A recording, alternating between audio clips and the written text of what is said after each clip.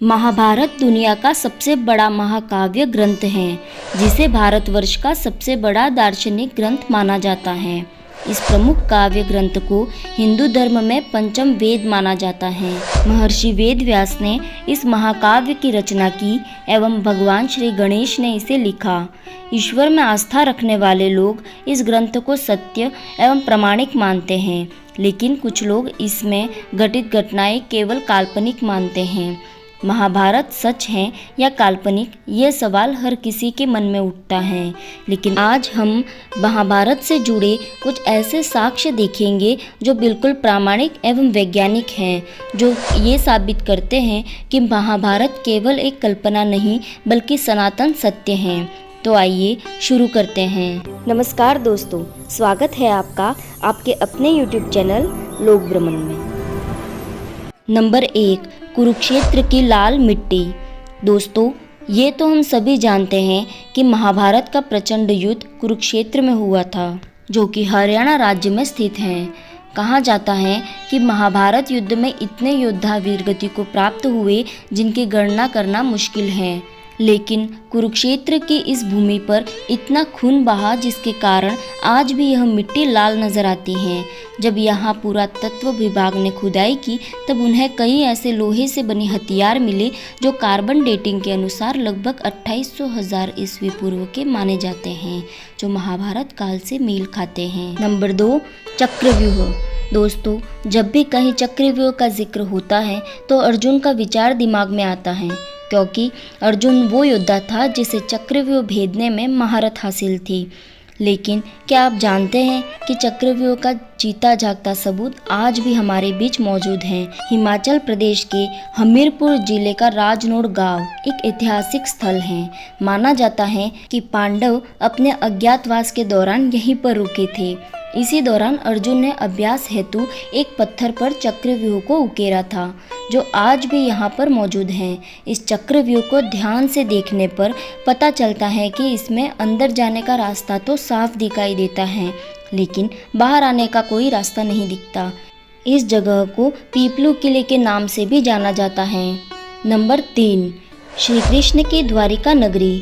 भगवान श्री कृष्ण को द्वारिका का राजा कहा जाता है। दोस्तों, महाभारत में इस बात की पुष्टि होती है कि द्वारिका एक श्राप के कारण जलमग्न हो गई थी, यानी पूरा का पूरा नगर ही समुद्र में डूब गया था। लेकिन ये तो सिर्फ ग्रंथों में लिखा हुआ एक प्रसंग था। वही लोग भी कहीं न कहीं यह मानते थे कि वर्तमान काल में वे जहाँ रह रहे हैं वही असली द्वारिका है। लेकिन सबके होश तो तब उड़े जब पुरातत्व विभाग द्वारा समुद्र के नीचे खोज की गई और पूरा का पूरा शहर अस्तित्व में आया। जब साक्ष्यों की कार्बन डेटिंग की गई तब पता चला कि इस नगर का सीधा संबंध महाभारत काल से है और यह नगर कुछ और नहीं बल्कि द्वारिका नगरी ही है। दोस्तों, अगर आपको समुद्र में मिली 9000 साल पुरानी द्वारिका नगरी के बारे में और जानकारी चाहिए तो इसका वीडियो मैंने पहले ही मेरे चैनल पर अपलोड कर दिया है, जिसका लिंक आपको डिस्क्रिप्शन बॉक्स में मिल जाएगा। नंबर 4, ब्रह्मास्त्र और न्यूक्लियर हथियार। महाभारत में आपने ब्रह्मास्त्र नाम के भयंकर अस्त्र के बारे में तो सुना ही होगा। यह अस्त्र ब्रह्मा द्वारा धर्म और सत्य की रक्षा करने के लिए बनाया गया था, जो कि विनाशकारी परमाणु हथियार था, जिसको केवल दूसरा ब्रह्मास्त्र ही रोक सकता था। जो इसे चलाता वही इसे वापस लाने की क्षमता भी रखता था। यह अस्त्र महाभारत और रामायण काल में सिर्फ गिने चुने योद्धाओं के पास ही होता था। रामायण में लक्ष्मण और महाभारत में यह द्रोणाचार्य, अश्वत्थामा, श्री कृष्ण, युधिष्ठिर, कर्ण, अर्जुन और पितामह भीष्म के पास था। अमेरिका के जे रॉबर्ट ओपनहाइमर ने कहा कि उन्होंने महाभारत से प्रेरित होकर ही परमाणु बम का आविष्कार किया था, और जब उसका परीक्षण किया तो उन्होंने एवं दूसरे वैज्ञानिकों ने यह माना कि परमाणु बम का परिणाम बिल्कुल ब्रह्मास्त्र की तरह ही है एवं इसी तरह के शस्त्र का महाभारत में उपयोग किया गया था। नंबर 5, लाक्षागृह। महाभारत काल में लाक्षागृह की भूमिका भी महत्वपूर्ण मानी जाती है। कौरवों ने पांडवों को जलाने की साजिश के लिए लाक्षागृह का निर्माण करवाया था, लेकिन पांडव सुरंग से निकलकर बाहर आ गए थे। कहा जाता है कि आज भी यह सुरंग उत्तर प्रदेश के बरनावा नामक स्थान पर मौजूद है। नंबर 6, महारथी कर्ण का अंगराज्य। कुंती के सबसे बड़े पुत्र दानवीर कर्ण अंगराज्य के राजा थे, जो दुर्योधन ने उन्हें उपहार में भेंट दिया था। आज अंग देश को उत्तर प्रदेश के गोंडा जिले के नाम से जाना जाता है। जरासंध द्वारा अपने राज्य के कुछ हिस्से को कर्ण को देने की बात भी कही जाती है, जो आज बिहार के मुंगेर और भागलपुर जिले के नाम से जाना जाता है। इन राज्यों का स्थान वही है जहां कल था, इसे चाह कर भी बदला नहीं जा सकता। इस बात से आप इसकी सच्चाई का पता लगा सकते हैं। नंबर 7, घटोत्कच का कंकाल। कुरुक्षेत्र के पास ही भारतीय पुरातत्व विभाग को खुदाई के समय बेहद ही विशाल आदमी का कंकाल मिला था, जिसको देखकर यह पता चलता है कि यह कंकाल किसी साधारण मनुष्य का नहीं है। तभी यह बात उठने लगी कि यह कंकाल घटोत्कच का है। महाभारत काल के घटोत्कच के बारे में तो आप सभी जानते ही होंगे।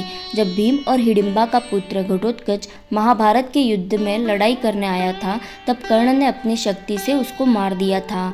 महाभारत के महाकाव्य में दिया गया घटोत्कच का वर्णन भी इसी कंकाल के समान है। नंबर 8, अश्वत्थामा। अश्वत्थामा महाभारत की इन सबूतों में से एक हैं। द्रोणाचार्य का पुत्र अश्वत्थामा अत्यधिक बुद्धिमान और प्रभावशाली था। बचपन से ही अश्वत्थामा के माथे पर एक मणि था, जिस कारण उसे कोई हरा नहीं पाता था। इतिहास में कई बार लोगों ने अश्वत्थामा को देखे जाने की बात कही है।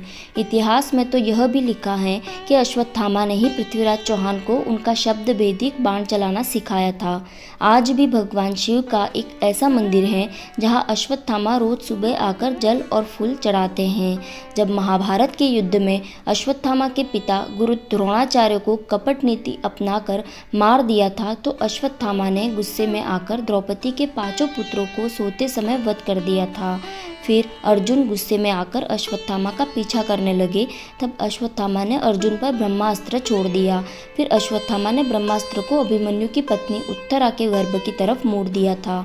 श्री कृष्ण ने अबोध बालकों और स्त्री की हत्या को अधर्म बताकर गुस्से में आकर अश्वत्थामा के माथे से मणि निकाल लिया और कलयुग के अंत तक उन्हें पृथ्वी पर भटकने का शाप दे दिया।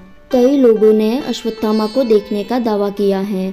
उनमें से एक मध्य प्रदेश के डॉक्टर हैं, जिन्होंने कुछ साल पहले उनके पास एक असामान्य घाव वाला मरीज आया था। डॉक्टर ने कहा कि सभी प्रकार की दवाएं आजमाने और घाव पर टाँके लगाने के बाद भी यह कभी ठीक नहीं हुआ, और इसलिए मजाक में उन्होंने एक बार मरीज से पूछा कि क्या वह अश्वत्थामा है, और उसके बाद जो हुआ वह आज तक डॉक्टर को परेशान करता है। उन्होंने कहा कि यह कहने के बाद जैसे ही वह मरीज की ओर देखने लगे तो वह मरीज कैबिन से गायब हो गया था और बाहर किसी भी व्यक्ति ने उसे बाहर निकलते नहीं देखा। डॉक्टर ने यह भी कहा था कि घाव इतना भयानक लग रहा था मानो उसका दिमाग उसके सर के सामने से खींच लिया गया हो। प्रसिद्ध पायलट बाबा, जो पहले भारतीय वायुसेना में लड़ाकू पायलट थे, ने भी हिमालय के तलहटी में अश्वत्थामा को देखने का दावा किया है। उन्होंने कहा था कि शापित योद्धा अब हिमालयी जनजातियों के बीच रहता है और आज तक हर दिन भगवान शिव के मंदिर में अपनी प्रार्थना भी करता है। नंबर 9, नेपाल का पशुपतिनाथ मंदिर। पौराणिक कथा के अनुसार जब महाभारत के युद्ध में पांडवों द्वारा अपने रिश्तेदारों का खून बहाया गया, तो भगवान शिव उनसे अत्यंत क्रोधित हो गए थे। फिर श्री कृष्ण के कहने पर सभी पांडव माफ़ी मांगने के लिए निकल पड़े। गुप्त काशी में पांडवों को देखकर भगवान शिव वहां से अदृश्य होकर अन्य स्थान पर चले गए। इस स्थान को केदारनाथ के नाम से जाना जाता है। फिर पांडव केदारनाथ भी पहुंच गए, लेकिन भगवान शिव उनके सामने पहले ही भैंस का रूप लेकर वहां उपस्थित भैंसों के झुंड में शामिल हो गए। पांडवों ने भगवान शिव की पहचान तो कर ली थी, लेकिन भगवान शिव भैंस के रूप में ही जमीन में समाने लगे। तभी भीम ने अपने बल से भैंस रूपी शिव जी को धरती में समाने से रोक दिया। फिर भगवान शिव अपने असल रूप में आ गए और उन्होंने पांडवों को क्षमा कर दिया।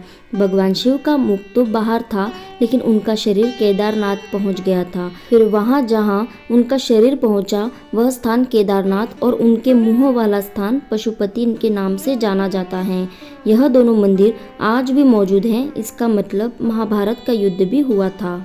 दोस्तों, अगर आप पशुपतिनाथ मंदिर के रहस्यों के बारे में जानकारी चाहते हैं तो इसका वीडियो मैंने पहले ही मेरे चैनल पर अपलोड कर दिया है, जिसका लिंक आपको डिस्क्रिप्शन बॉक्स में मिल जाएगा। नंबर 10, श्रीमद् भागवत गीता।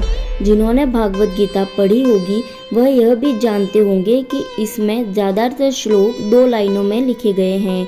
आप किसी भी श्लोक को पढ़ें और समझे तो वह कम शब्दों में बहुत अधिक बात कह देते हैं, जैसे गागर में सागर। गीता में जो बातें लिखी हैं वह किसी सामान्य व्यक्ति द्वारा नहीं बताई जा सकती।